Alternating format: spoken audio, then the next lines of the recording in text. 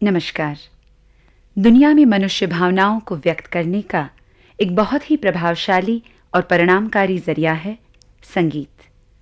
फिर चाहे वो पाश्चात्य शास्त्रीय संगीत हो या हिंदुस्तानी रागदारी संगीत, संगीत ने कई सदियों से हमारी भावनाओं को दर्शाकर हमें सुकून दिया है।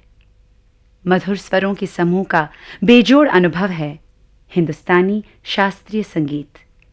अब तक कितने ही गायक और वादकों ने हिंदुस्तानी शास्त्रीय संगीत को विश्व में परिचित करने के लिए कई प्रयास किए। ऐसे ही एक वादक हैं पंडित शिव कुमार शर्मा। कश्मीर की खुशनुमा वादियों में बजाई जाने वाली शततंत्री वीणा को कई बदलाव के साथ इन्होंने संतूर के रूप में विश्व के सामने प्रस्तुत किया। और इस बात में संदेह नहीं कि संतूर विश्व में सबसे मधुर संगीत वाद्यों में से एक है। इस कार्यक्रम के साथ हम एक विशेष श्रृंखला की शुरुआत कर रहे हैं। इस श्रृंखला को हमने 3 कड़ियों में बांटा है, जिसमें हम हिंदुस्तानी रागदारी संगीत कैसे सुनना चाहिए इसके बारे में जानकारी देंगे। हिंदुस्तानी रागदारी को वाद्य संगीत में प्रस्तुत करते वक्त उस राग की नींव कायम करते हैं आलाप, जोड़ और झाला के साथ। बाद में इसके आधार पर बंदिश को ताल वाद्य के साथ प्रस्तुत किया जाता है। आज हम इस पहली कड़ी में आलाप के विषय में जानकारी देंगे और ये हमारा सौभाग्य है कि ये जानकारी हमें दे रहे हैं विश्वविख्यात संतूर वादक पंडित शिव कुमार शर्मा। हमारा music instant fast speed music नहीं है।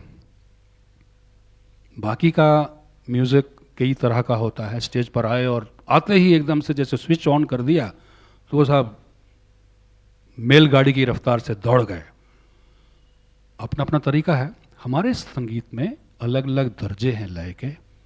उसका तरीका है, पहले हम आलाप गाते या बजाते हैं। अभी डागर साहब यहाँ बैठे हुए हैं। ध्रुपद का जो तरीका है आलाप का, उसमें राग के साथ एक खेल, उसको डिस्कवर किया जाता है। एक एक स्वर को जाना पहचाना जाता है, उसका माहौल बनाया जाता है और शुरू में बिल्कुल धीमी, कोई गति ही नहीं है उसमें। उसके बाद धीरे धीरे उसमें गति आती है। तो ये जो एक तरीका प्रेजेंटेशन का क्लासिकल म्यूजिक का है, इसको आप इन टोटलिटी सुनिए। किसी भी वाद्य संगीत में वाद्य को सही सुर में मिलाना बहुत ही आवश्यक है। संतूर में 100 तार होते हैं और इस साज की ये खासियत है कि हर 3 तारों को एक ही स्वर में मिलाया जाता है।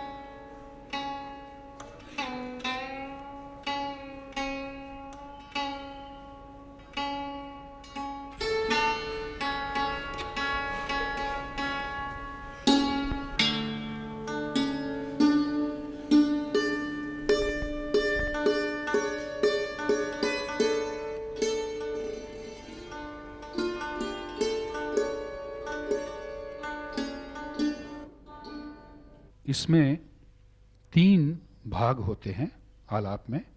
पहला भाग जो होता है उसमें कोई लय नहीं होती है और उसमें बहुत ही धीरे धीरे राग के स्वरों को सजाया जाता है। दूसरे भाग में एक लय बन जाती है लेकिन कोई ताल नहीं होता और फिर उसको बढ़ा करके तीसरा दर्जा होता है जिसमें हम झाला कहते हैं। आलाप, जोड़ और झाला, 3 दर्जों में इसको आलाप को बजाया जाता है, जिसमें आप सुनने वाले और संगीतज्ञ दोनों उस राग के स्वरों से वातावरण में उनका मूड वैसा बन जाए। फिर तबला शुरू होता है। तो पहले इसमें आलाप आपको सुनाऊंगा। नाम है राग का पटदीप।